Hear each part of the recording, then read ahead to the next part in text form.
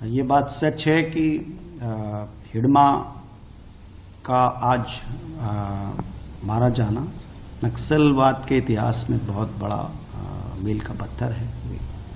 पिछले कुछ वर्षों से हिडमा और नक्सलवाद एक तरह से पर्याय बन चुके थे और विशेष तौर पर जो उनकी आर्म्ड ग्रुप है, जो इनका PLGA बटालियन है, जो हथियार के बल पर सत्ता हासिल करना चाहता है, उसका आज अंत हुआ है। उसके बाकी एलिमेंट्स बचे हैं, वो नेतृत्व विहीन हो चुके हैं।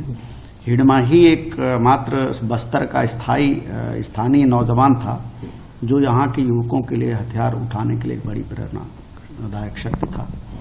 और उसके जाने के बाद से अब बस्तर का युवक पूरी तरह से मोटिवेटेड होगा कि राज्य के साथ आकर के वो पुनर्वास करे अपना, और राज्य की पूरी विकास की ताकत उसके साथ जुड़ी है, बस्तर के विकास के लिए लगी है। मेरी अपील भी है पूरे बस्तर के सभी नवयुवकों से कि सभी आगे आएं और हम सब मिलकर पूरे बस्तर का बहुत अच्छा विकास करें। सर, जितनी मैक्सिमम जो बड़ी बड़ी किलिंग हुई है, चाहे ताड़मेटला हो, चाहे उसके बाद में अपना झीरम घाटी कांड हो, सर उस सब में मास्टरमाइंड के रूप में माना गया है सर हिडमा को।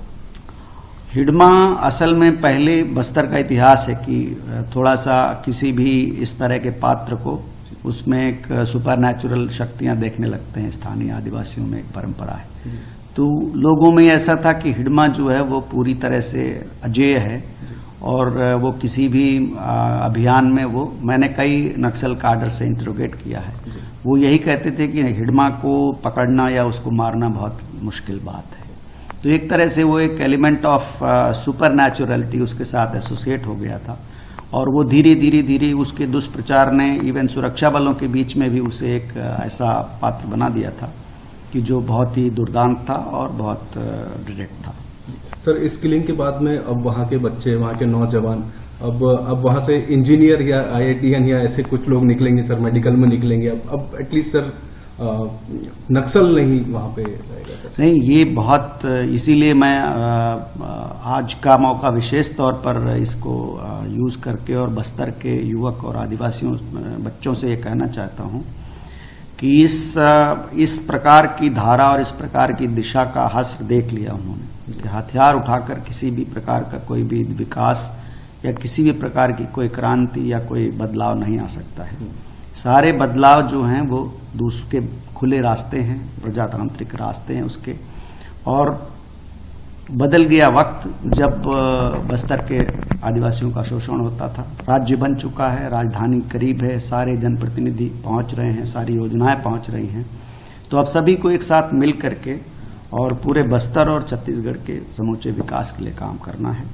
और इसके लिए सबसे बड़ा योगदान हम उन बच्चों का समझेंगे जो अभी बस्तर में शिक्षा प्राप्त कर रहे हैं। शिक्षा के संस्थान तोड़े गए, नक्सलवाद ने भ्रम में तोड़े कि हम शिक्षण संस्थान तोड़ देंगे तो हमें लड़ाके मिलते रहेंगे। तो आज वो सब विचारधारा, उनके सारे विचार, सारी योजनाएं आप सभी बस्तर के देखा है लोगों ने कि किस प्रकार वो ध्वस्त हो जाते हैं। और जो मार्ग अभी बताया गया है, राज्य ने बहुत अच्छी पुनर्वास नीति पूरे आदिवासी बच्चों के लिए और नक्सलवाद के जो विक्टिम्स हैं उनके लिए भी और नक्सलवादियों के लिए भी, वो सभी के लिए पुनर्वास की बहुत उदार योजना है। और उसमें जो लोग शामिल होंगे तो वो सभी लोग एक मुख्य धारा से जुड़ करके और विकास में अपना सहयोग देंगे। सर, यूनियन होम मिनिस्टर ने एक डेडलाइन करके सेट कर दी थी कि 31 मार्च, और उसके पहले इतने बड़े बड़े अचीवमेंट, इतने बड़े सरेंडर, किलिंग, नारायणपुर में भी बड़ी किलिंग हुई थी। अब कितना बचा होगा, कितना टाइम के अंदर मोस्ट लाइकली अचीवमेंट आप तय कर पाएंगे जो माइलस्टोन? नहीं, समय सीमा तो लक्ष्य के लिए तय की जाती है और उसी के अनुरूप योजना बना करके काम करना हमेशा फलदायक रहता है।